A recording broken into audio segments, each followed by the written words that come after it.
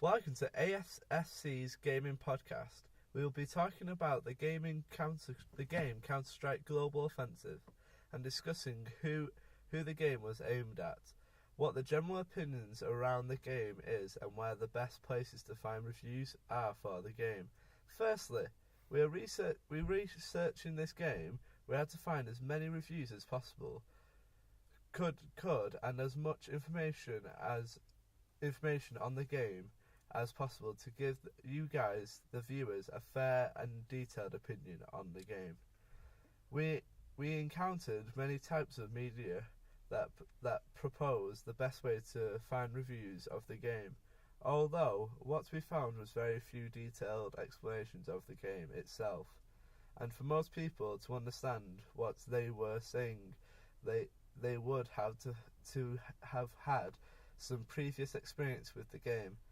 As you would expect, with a game that has been out for as long as it has, we use websites like PC Gamer, Metacritic, IGN, etc. We found that most websites use a thumbs up and thumbs down system in order to gauge the general opinions of the public, and therefore get a quantitative opinion on the game. This is a very simple and easily swayed way or the other without any reason given, although there was a secondary style that was especially prevalent on websites like YouTube and Metacritic, where people with special experience within the game scenes given their own opinion either by recording themselves or simply putting a review up. Their review would then have its own voting system to gauge what people think about their own reviews. This style of review is not only filled with information, qualitative, that is usually opinionated. From the information we gathered about FPS, shooters and military shooters in the gaming market, we can successfully guess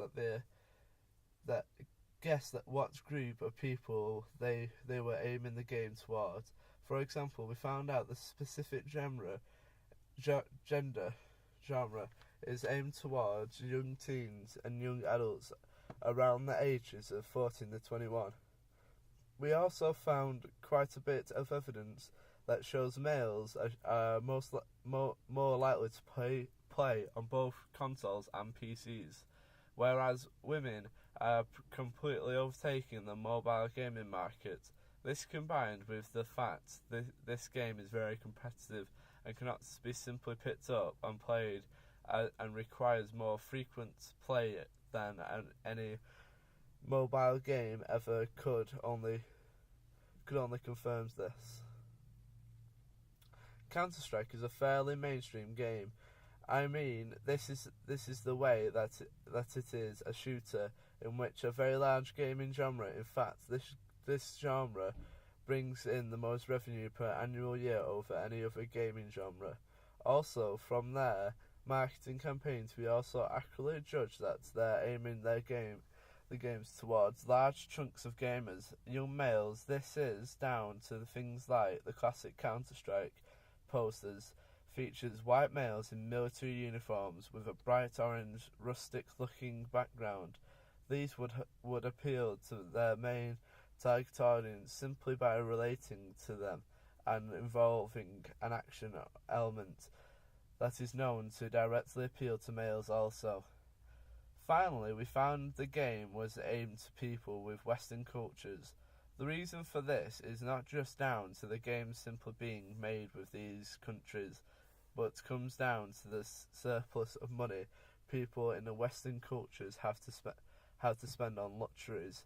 This being said, it does not explain why countries with reasonable wages and relatively good living conditions like China, South Korea, etc. are not specially targeted.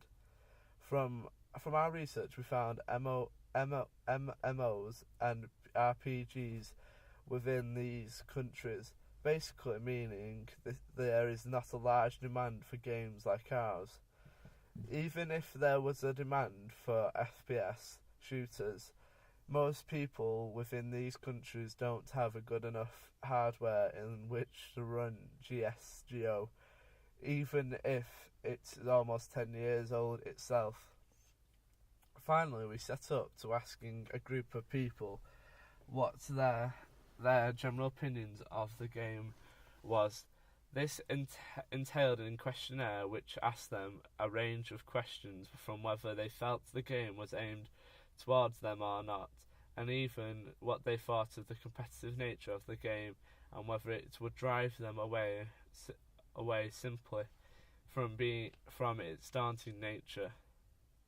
The results are what most players of the game would expect, although to someone who has never played the game, it may be somewhat interesting. Firstly, from a small focus group, we found that they had already heard about the game. This was mainly down to the high popularity. One focus group member simply stated that they had first seen it on the Steam marketplace. This is down to the fact it's been made by value Steam collectors. Therefore, they can afford to put crazy sale deals on the game, usually taking the game to a few pounds rather than £15 normal sale price. Most participants commented heavily on the machines and teamwork aesthetics when compared with usual FPS shooters on the market. Although they did comment that they had felt the game was fun, repetitive, this is being attributed to its competitive nature and highly reliability on its teamwork aspects. Overall, the general opinion on the game was that it was fun to play, but highly competitive and possibly too stale due to the lack of game modes. This is not helping it to age well when compared to other shooters such as Call of Duty. Okay, that's all we have. That's all for our GSGO podcast. Goodbye, Hollywood.